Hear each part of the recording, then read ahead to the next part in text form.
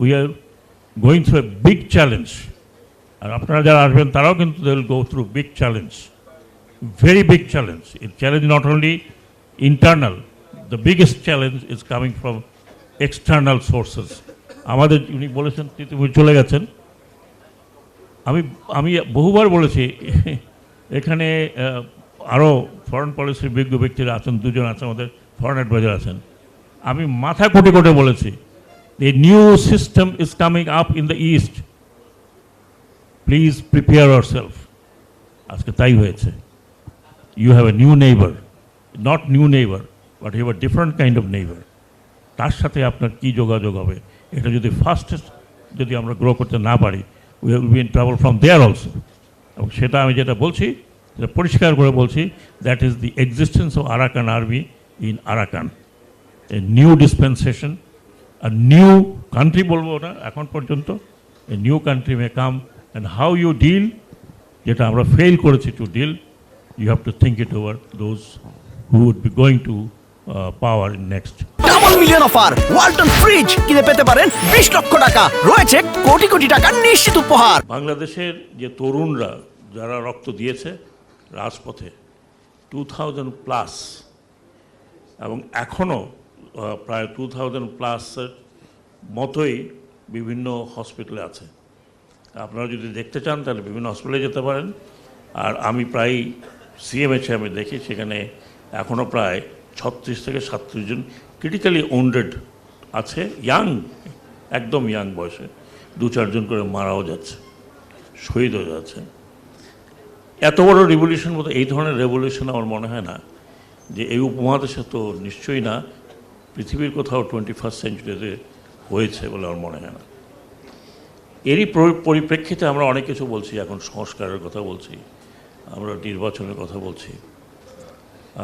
আমি মনে করি, প্রফেসর আলী রিয়াজকে উদ্দেশ্য করে বলছি, এখন বাংলাদেশ কি, should it be second Republic? নিশ্চয়ই কুড বি সেকেন্ড রিপাবলিক, এটা আমার মত। যদি ফ্রান্সে 4টা রিপাবলিক হতে পারে, ফিলিপিনে 2টো রিপাবলিক হতে পারে, আরও অনেক দেশে 3টা-4টা করে রিপাবলিক হতে পারে, তাহলে আমরা দ্বিতীয় স্বাধীনতা না বলে আমরা যদি বলি this is the birth of second Republic of Bangladesh. যে আমার কয়েকটি প্রস্তাবনাও ছিল, আপনি প্রশ্ন উত্তর দেওয়ার আগে আমার একটি প্রস্তাবনা ছিল খুব স্ট্রং, আমি লিখেছিলাম, এই সময় যদি আমরা কিছু সংস্কার করতে না পারি তাহলে আর কখনো করা যাবে না। কারণ আমরা একবার ট্রাই করেছিলাম 2007-এ, কিছু কিছু করেছিলাম, সেগুলো থাকেনি পলিটিক্যাল পার্টি যারা ক্ষমতায় ছিলেন তাদের কারণে।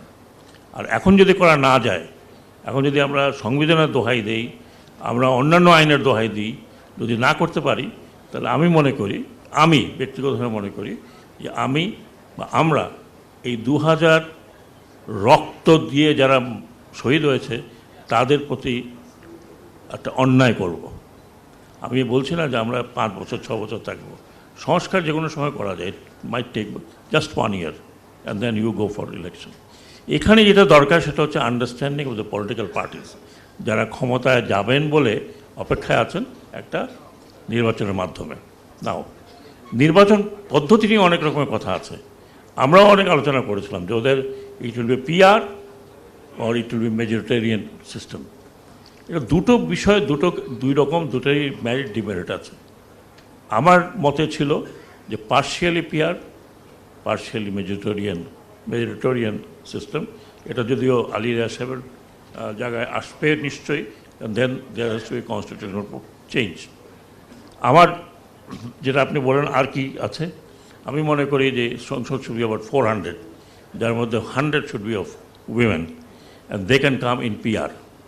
এটাও আমার লেটেস্ট আমি একটা আর্টিকেলে লিখেছি। দ্বিকক্ষ অবশ্যই এটা হতেই হবে বাংলাদেশে।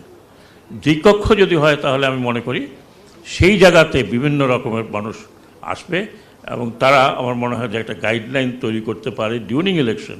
সেখানে হয়তো তত্ত্বাবধায়ক সরকার আলাদা করে প্রয়োজন হবে না, তাদের মধ্য দিয়েই হতে পারে। আরেকটি জিনিস যেটা আমি বলছি, বাংলাদেশে কোনো রেগুলেটরি সিস্টেম নাই যেখানে পলিটিক্যাল পার্টির একটি অ্যাক্ট থাকা প্রয়োজন। 1978 সালে ডিউরিং শহীদ জিয়াউর রহমান সাহেব এটা তৈরি করেছিলেন, বাট এটা পলিটিক্যাল পার্টি মানেনি। সেটাকে আমি কিছু বর্ধিত করে আমি পাঠিয়েছিলাম বদিউল আলম মজুমদার সাহেবকে এবং তিনি বলেছেন যে এটা উনি দেখছেন।